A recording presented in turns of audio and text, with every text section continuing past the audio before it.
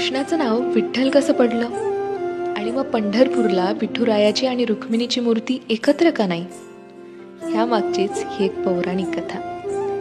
कृष्ण निजला निवांत, आठवली त्याला राधा, राधेला केले जादूने जिवंत, जणू काय झाली त्याला प्रेमबाधा.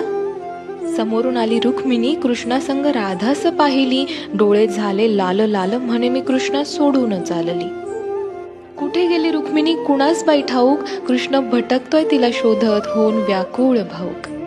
पोहोचला बाई कृष्ण शोधत तिरी चंद्रभागेच्या, अन रुक्मिणी दिसली दिंडी रवनात पंढरीच्या. कृष्ण म्हणवितो रुक्मिणीस, पण ती रुसलेली फार, म्हणतो कसा, अगं रुक्मिणी कसा करू मी तुझ्या विना वैकुंठाचा संसार. रुक्मिणी नाराज, त्यातच कृष्णास आठवे भक्त एक थोर, नाव त्याचे पुंडलिक, लय गुणाचं ते पोर. पुंडलिकाच्या घरी आली कृष्णाची गबाई स्वारी, पुंडलिक करीतो आई बापाची सेवा, ठेवून उभा विटेवर कृष्णाला दारी. वाट पाहता पाहता कृष्णाची मूर्ती राहिली, विटेमुळे विठ्ठल त्यासी प्रचती जाहली.